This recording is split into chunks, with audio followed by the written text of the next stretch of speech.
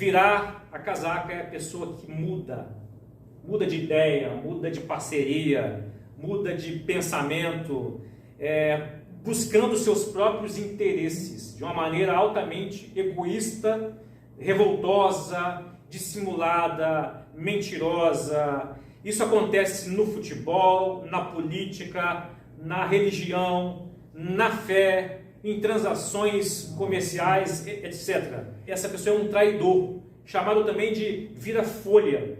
E o texto bíblico está em Provérbios, no verso 24, capítulo 24, verso 21 e 22, na Corrigida e Fiel, que eu escolhi, diz assim, teme ao Senhor, filho meu, e ao rei. Tema ao Senhor e ao rei, e não te ponhas com os que buscam mudanças, porque de repente se levantará a sua destruição e a ruína de ambos. Quem o sabe? Na Almeida Revista Atualizada diz: não te associes com os revoltosos. E na NVI diz: não se associe com os dissidentes. Ou seja, buscam mudanças, que é a melhor tradução do hebraico, mas de uma maneira revoltosa, de uma maneira desleal, de uma maneira traiçoeira, de uma maneira para deixar o outro lado por questões egoístas. Não é simplesmente eu abracei uma outra visão, não, é uma questão traiçoeira. Então, o texto diz, o texto de sabedoria: teme ao Senhor e ao rei, ao monarca. Não se associe com que buscam mudanças, revoltas, sejam dissidentes. Então, o termo teme ao Senhor é medo, mas não tanto o medo da punição quanto da desaprovação de Deus. Não tanto medo de sofrimento, mas é o medo de fazer o mal, o medo de trair Deus. Esse tipo de temor que a gente deve ter. O temor de trocar a Deus por motivos enganosos, por motivos orgulhosos, egoístas. Teme ao Senhor. E também o mesmo texto que está aí diz: respeitar aqueles que têm domínio sobre nós, o rei. A sabedoria de Provérbios está nos ensinando a respeitar o rei. Aí então o texto diz: não te ponhas com os que buscam mudanças, ou não se misture com os cambiantes ou pessoas mutáveis que pervertem as ideias, o projeto, a aliança, o pacto que foi selado de alinhamento. Não se associe com eles, porque eles são estáveis na sua obediência a Deus e na sua obediência ao rei. São propensos a se rebelar contra qualquer um, ou a Deus ou ao rei.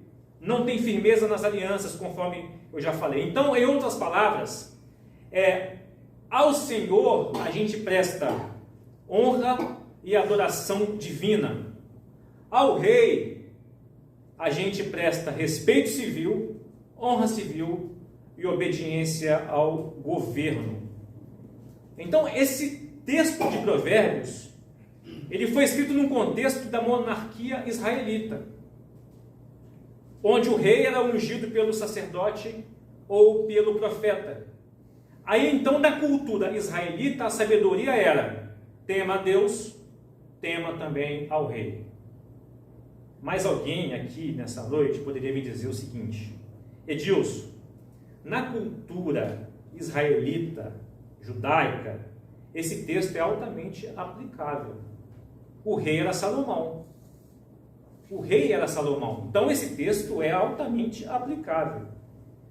Então, será que esse conselho de sabedoria para temer o rei perdeu a validade para nós hoje?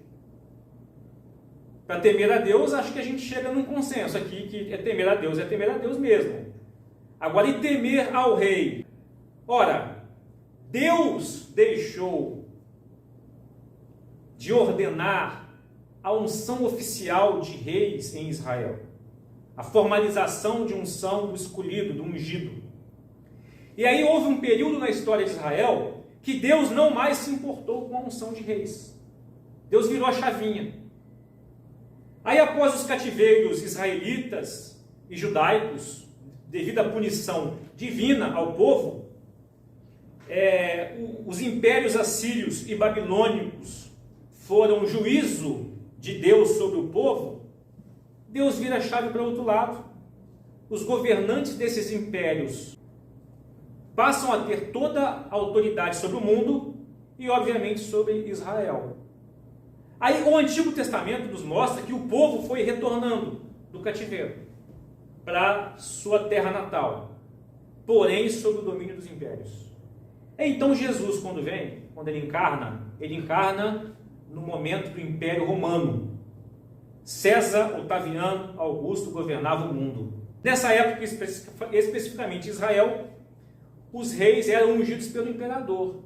E não mais aquela questão de Deus levantar um profeta e um sacerdote e mandar ungir rei. E aí a gente vai ver no Novo Testamento a dinastia dos Herodes, que foram vários. Jesus foi enviado pelo governador Pilatos para ser julgado por Herodes Antipas. Aí o Herodes Agripa I iniciou perseguição aos cristãos. Rei. Herodes Agripa II entrevistou o apóstolo Paulo e governou Israel na época de Nero. Acho que todo mundo aqui sabe que Nero era uma tralha, né? O cara era terrível. Sendo assim, qual era então a relação dos cristãos com Herodes e com Nero? Os cristãos conviviam. A primeira é obediência no que tange às responsabilidades civis. Tema ao rei. Os cristãos obedeciam Herodes e Nero. E também desobediência no que tange ao temor a Deus. O apóstolo Pedro, certa vez, disse: mais importa obedecer a Deus do que aos homens. Naquela época, em relação aos cristãos, com Herodes, o rei, e com o Nero, o imperador, muito acima do rei, os cristãos agiam de duas formas: obediência no que tange às responsabilidades civis e desobediência no que tange ao temor ao Senhor. Se afetou a minha fé, eu temo a Deus. Deus é maior. Deus é transcendente. E daí, irmãos, quando os cristãos passam a agir dessa forma, eles não viram a casaca na relação com Deus. Eles temem a Deus. Temem ao rei até o certo ponto de que não fira o temor ao Senhor. Naquele contexto, a pressão era... Qual era a pressão? Fique ao lado das autoridades para não sofrer perseguição. Mas a resposta dos cristãos era: mais importa obedecer a Deus do que os homens. Não precisamos, não queremos ficar ao lado deles. Mas vejam que interessante. O mesmo Pedro, alguns anos depois, escreve na sua primeira carta, está na 1 de Pedro, capítulo 2, verso 17. Olha o que Pedro escreve: tratem todos com respeito. Todos. Quem? Os pagãos, os de outra fé, o espírita, o da esquerda, aplicando para nós, o da direita, o que veste camisa vermelha, o que veste camisa da seleção. Trate todos com respeito. Amem seus irmãos em Cristo. Amem seus irmãos em Cristo. E temam a Deus e respeitem o rei. O rei era Agripa II, na época de Pedro, na época dessa carta. Herodes Agripa II e Nero, que estava acima dele, dominando todo o império. Nero mandava queimar cristãos para fazer iluminação nas ruas de Roma. Aí Pedro escreve: tratem todos com respeito, os não convertidos, os que faziam sacrifícios a divindades romanas. Amem seus irmãos em Cristo, temam a Deus e respeitem o rei. Agripa II, se você estiver lá na região de Israel, a Judéia, as cidades dadas para o Herodes e Nero.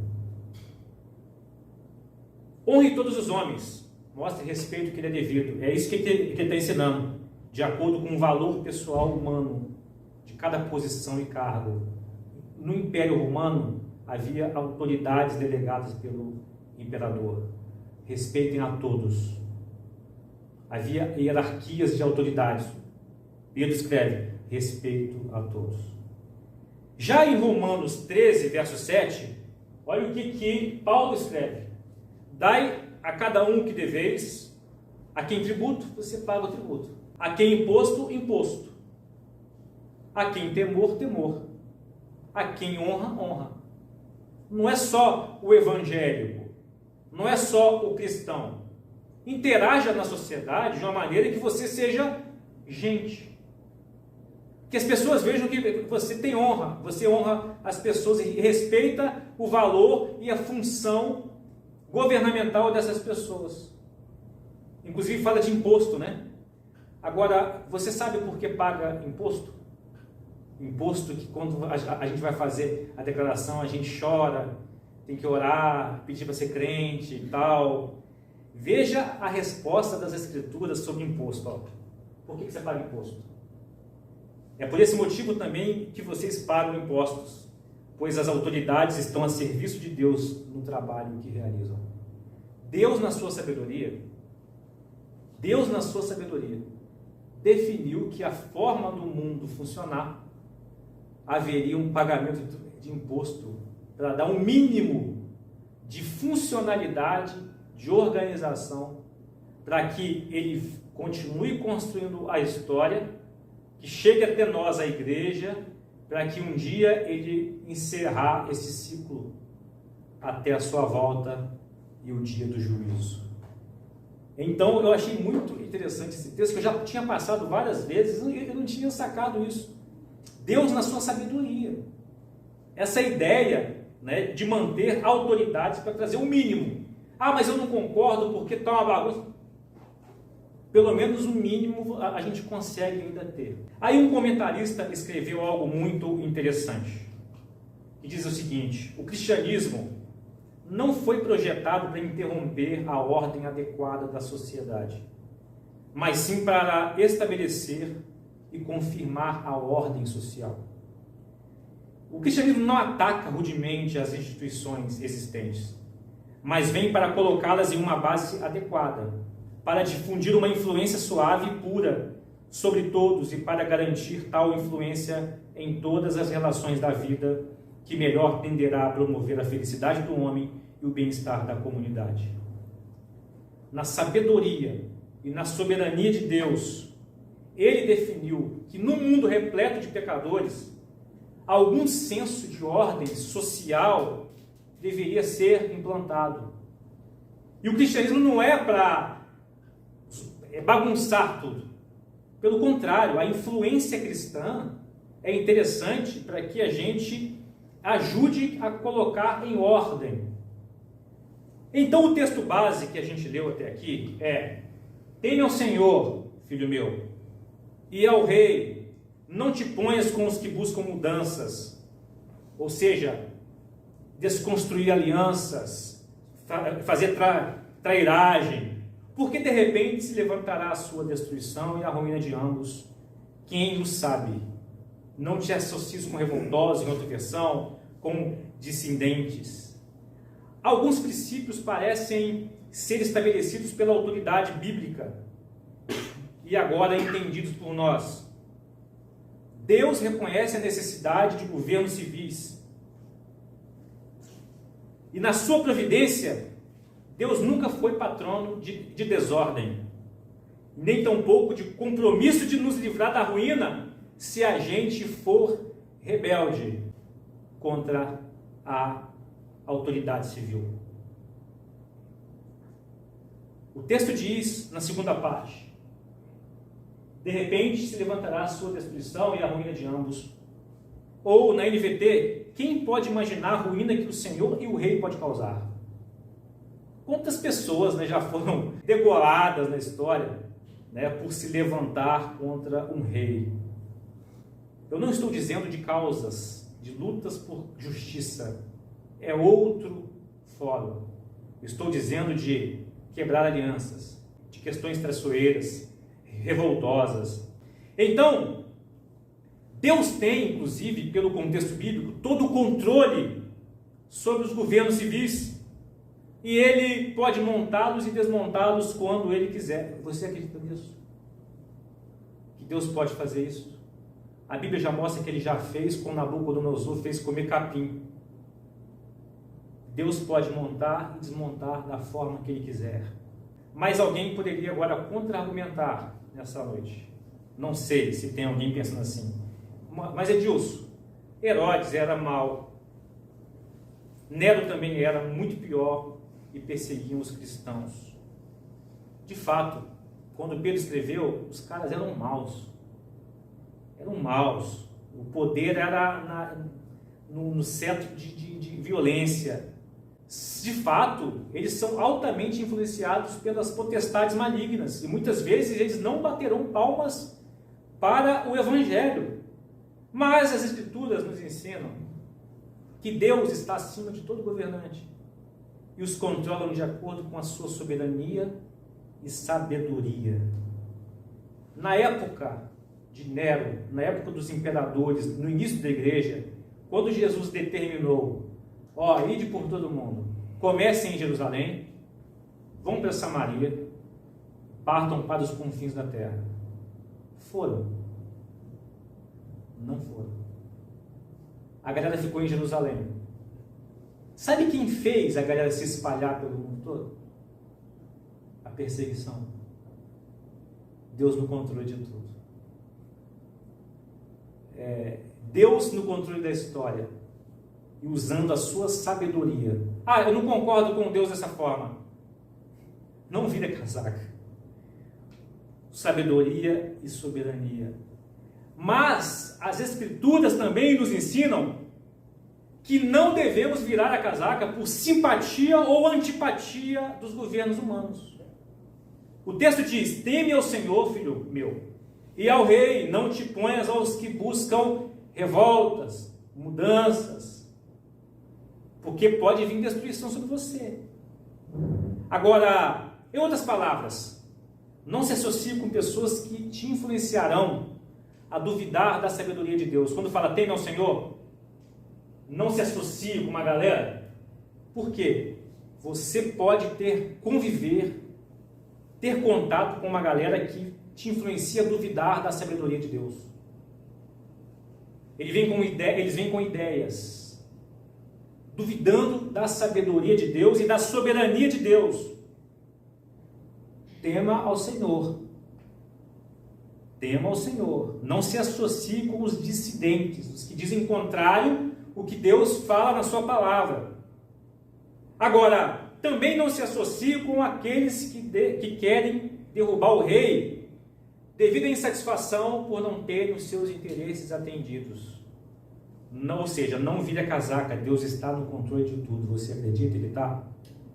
Você acredita? Amém. Olha o que diz Provérbios 21. O coração do rei é como canais de águas controladas pelo Senhor. Ele os conduz para onde quer. O rei não é evangélico. Como assim? Prova para mim que ele faz com não evangélicos. Romanos 9,17. As Escrituras afirmam que Deus disse ao faraó: eu coloquei você em posição de autoridade com o propósito de mostrar em você o meu poder e propagar meu nome por toda a terra. O faraó não era evangélico.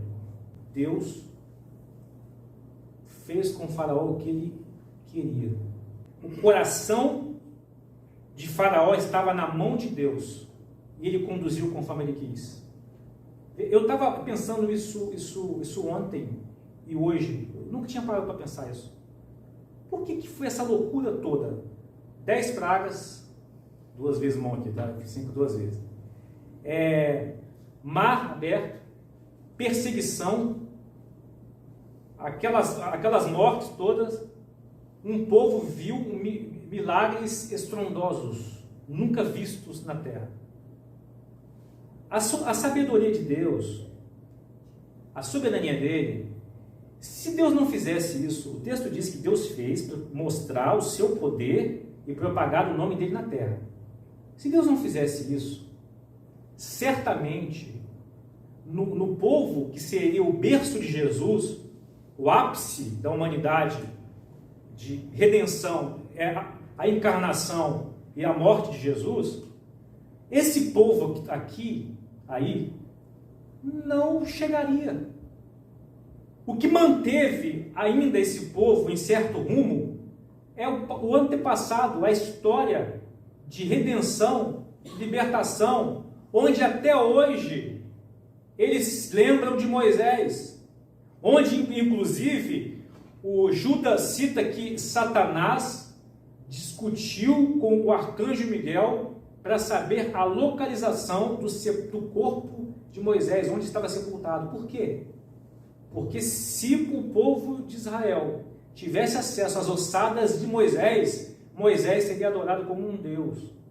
E Deus, na sua sabedoria também, não permitiu que achassem essa ossada. O texto bíblico diz que Deus o sepultou. Então Deus faz algo tão tremendo para ficar uma história milenar, para garantir meio de lembrança e sobrevivência de um povo até a encarnação de Cristo, o Deus vindo em carne entre nós. E aí Faraó ficou uma marionete na mão dele. E ele fez acontecer o que ele quis. Discorda de Deus, não vira a casaca. Ele é soberano, não vire a casaca. Também não vire a casaca bajulando o rei. O texto diz: tema ao rei, ou honre ao rei, mas antes tema o Senhor. É uma ordem, está em ordem, tema a Deus e ao rei.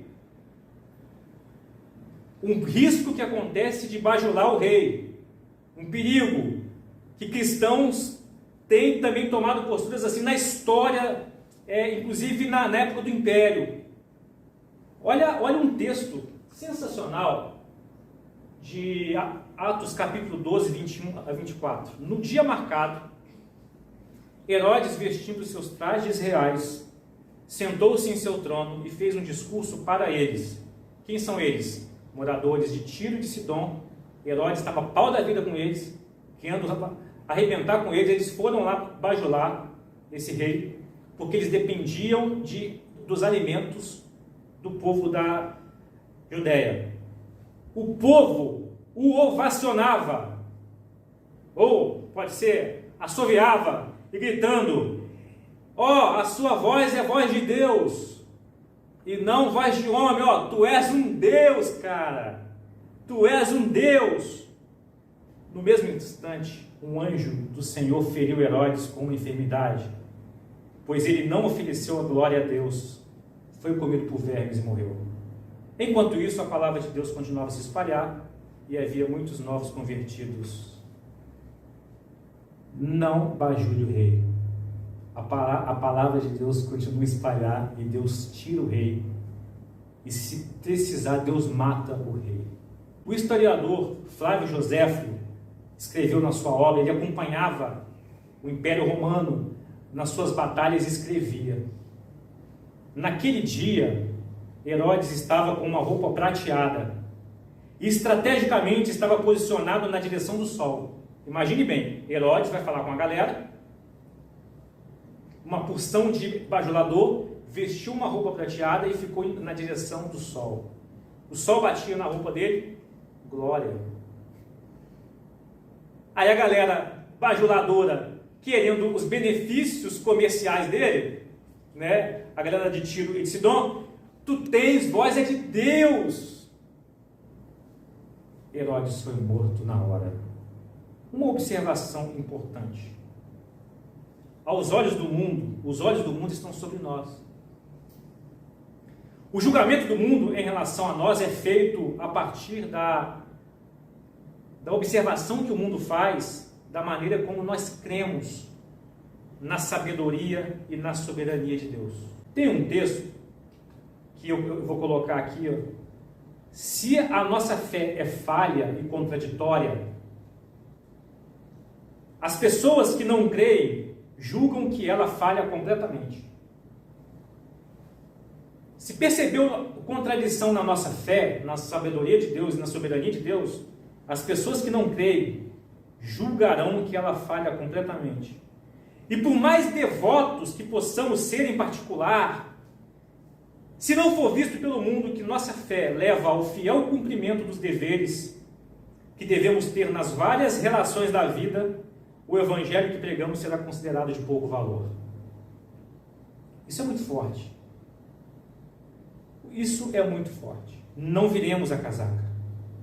Honremos a Deus em primeiro lugar. Depois honremos o nosso rei, o chefe, o patrão, as demais autoridades civis, sejam elas quais forem, de que vertente for. Você jamais encontrará no Evangelho base para ser um cidadão odioso, brigão, revoltado, desconstrutor de alianças, de contratos, desleal e desobediente às leis. Não há base no Evangelho para isso. Por outro lado, também, você jamais encontrará no Evangelho base para ser um cidadão bajulador de reis, buscando salvação para os seus problemas. Em ambos os casos, é demonstração de falta de fé na providência divina e no cuidado de Deus com o mundo e com a minha e a sua vida. Isso se chama, sabe o quê? Paganismo. Paganismo. Então, o que o paganismo gera? O que o paganismo gera? No contexto do episódio da morte de Herodes, no verso 20 a 22, um pouco antes, o texto diz, eu não coloquei, que Herodes está virado com o povo de Tiro e de Sidom. As duas cidades se uniram para se reconciliar com o rei, dependiam das terras por causa de alimento. Aí eles conquistaram o apoio do assistente do rei, conseguiram uma audiência e no dia marcado, vestindo os trajes reais, sentou-se em seu trono e fez um discurso. Aí a galera gritou, voz de Deus e voz de homem, sabe tudo esse cara. Aí o povo de Tiro e de Sidom, olha, isso é importante, hein? O povo de Tiro e de Sidom foram horríveis más companhias para Herodes. Lembre-se que a gente falou muito no início de Provérbios, cuidado com as más companhias. O povo bajulador foram horríveis más companhias para Herodes, pois dissimuladamente ou por idolatria encheram o ego de Herodes, o comparando como Deus. E quem se ferrou, quem se deu mal foi Herodes. Que virada de casaca, pois anteriormente Herodes estava irado com o povo. O texto diz que está virado com esse povo. Então, dessa forma, qual seria a maneira sábia para a nossa interação com Deus e com os Herodes e com os Neros do nosso tempo? Quais seriam para você os Herodes e os Neros do nosso tempo? Como ungidos do Senhor? Não. Não existem mais ungidos do Senhor na forma do Antigo Testamento. A chavinha foi virada. Aí aquele texto que diz assim, feliz é a nação cujo Deus é o Senhor. Então vamos aplicar isso para o Brasil. Não, não se aplica mais na forma do Antigo Testamento. Esse texto não se aplica ao Brasil. Não se aplica. Sabe por quê? Vamos ver o que Pedro nos ensina. Amados, eu advirto vocês como peregrinos estrangeiros que são. Mantenha a distância dos desejos carnais que lutam contra a sua alma. Mas olha o que ele escreveu também. Vocês, porém, são um povo escolhido, reino de sacerdotes, nação santa. A nação de Deus agora é a igreja. Não é geograficamente países e a sua política. Vocês são reino de sacerdotes, povo escolhido e nação santa, nação separada de Deus. Propriedade exclusiva de Deus. Assim, vocês podem mostrar às pessoas como é admirável aquele que os chamou das trevas para a sua maravilhosa luz. Vivamos como uma nação santa. Aí feliz é a nação cujo Deus é o Senhor. Antes vocês não tinham identidade como povo, ou seja, éramos povos desgarrados pelo mundo inteiro. Agora vocês são povo de Deus. Um povo que se organiza como igreja. Antes não haviam recebido misericórdia, agora receberam misericórdia de Deus. Nação santa, entenderam? Feliz é a nação cujo Deus é o Senhor. Agora se aplica à igreja, o povo escolhido. O povo de Deus é a igreja. Então, qual seria a maneira mais sábia para a interação com Deus e os Herodes e os Neros do nosso tempo? Obediência no que tange às responsabilidades civis. Tema o rei. E desobediência no que tange ao temor ao Senhor. Mais importa obedecer a Deus do que os homens. Ou seja, não viremos a casaca, nem com Deus e nem com as autoridades constituídas. É isso que Provérbios, o livro de sabedoria, está nos ensinando. Existem autoridades constituídas. Se você não gosta dela, elas estão constituídas. Elas chegaram de uma determinada maneira e Deus permitiu. Não seja que Deus ungiu, mas Deus permitiu. Logo, concluindo esse sermão, eu concluo com a seguinte instrução do apóstolo Pedro na sua primeira carta. Ele diz assim: procurem viver de maneira exemplar entre os que não creem. Olha que importante. Procurem viver de maneira exemplar entre os que não creem. Assim mesmo que eles acusem de praticar o mal, vocês, pelo seu comportamento correto, darão glória a Deus a quem ele julgar o mundo, quando ele julgar o mundo. Aí ele continua no verso 13. Por causa do Senhor, submetam-se a todas as autoridades humanas. Todas as autoridades humanas. O seu chefe, o seu síndico, o fiscal, me ajudem aí, a polícia, o supervisor, o presidente, o governador, o prefeito. Submetam-se a todas as autoridades humanas. Seja o rei como autoridade máxima, ou seja os oficiais nomeados e enviados por ele para castigar os que fazem mal e honrar os que fazem bem. É da vontade de Deus que, pela prática do bem, vocês calem os ignorantes que os acusam falsamente. Qual era a acusação? Rebelião contra César. Porque César era considerado uma divindade e os cristãos eram considerados como pagãos, como ateus. Sabiam disso? Que os cristãos eram considerados ateus porque eles não adoravam César, o imperador, como divindade. Aí respeita o imperador, ele se acha divindade, respeita o cara. É da vontade de Deus que vocês respeitem e pratiquem o bem e calam os que te acusam de ateísmo. Vocês são livres, mas escravos de Deus. Tratem, aí olha o texto continua, é sensacional. Tratem todos com respeito, todos, entre parentes, pagãos, romanos, o rei, imperador, os oficiais romanos. Amem seus irmãos em Cristo. Temam a Deus, respeite o rei Nero. Se você estiver na região da Judéia, Herodes, Agripa II. Vocês escravos, submetam-se ao Senhor. Aí está falando aqueles que trabalhavam como escravos e tinham um senhor da fazenda.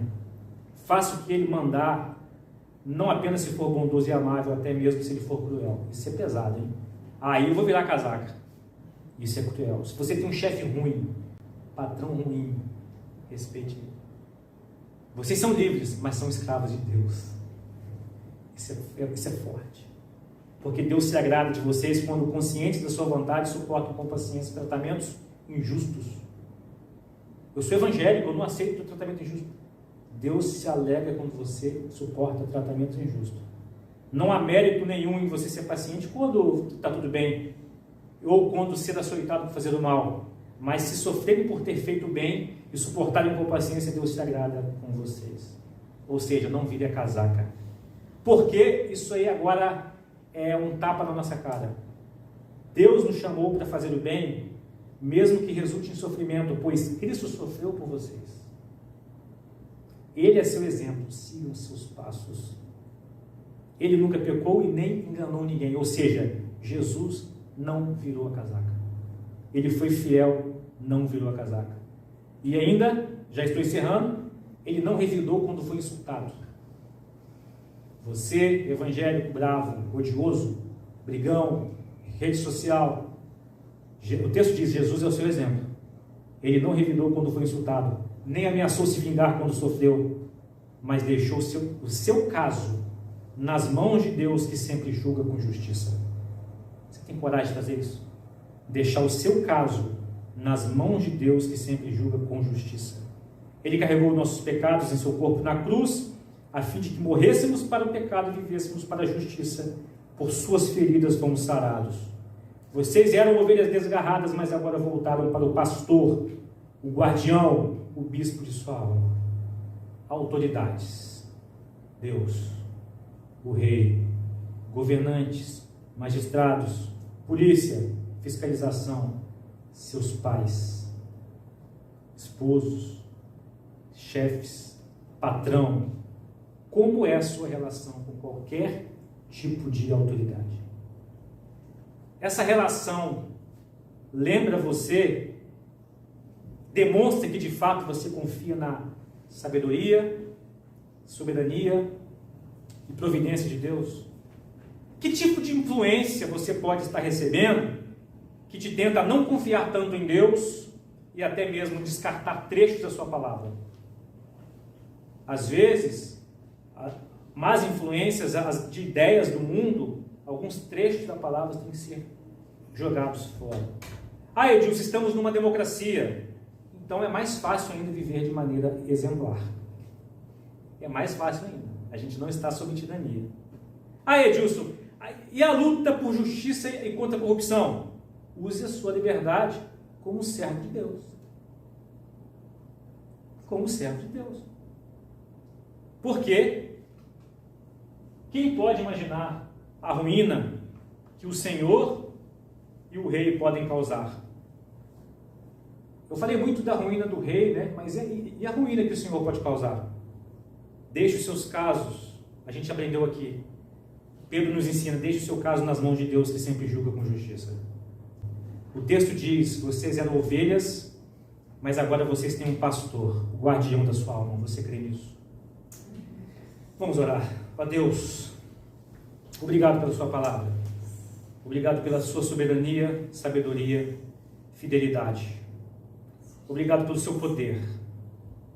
Quem somos nós, Senhor, de te aconselhar? A tua palavra já diz isso. Então, Senhor, nos ajude a temer ao Senhor, a suportar as privações, a respeitar as autoridades, e naquilo que a gente achar que é injusto, que é cruel, nos ajude a lembrar, pelo Teu Espírito Santo, que para deixar o nosso caso nas mãos de Deus. O Senhor julga com toda a justiça, com a justiça perfeita. Se porventura alguém aqui, Senhor, está desanimado com esse mundo por causa das injustiças que a gente vê o tempo todo, ó Deus, reforce nesse momento a esperança da justiça perfeita a ser aplicada por um Deus que também é juiz. Mas também, Senhor, traga em nós um senso de temor a esse Deus. E, Senhor, que saiamos daqui entendidos que temos um pastor das nossas almas, um guardião das nossas almas, o bispo das nossas almas, Senhor.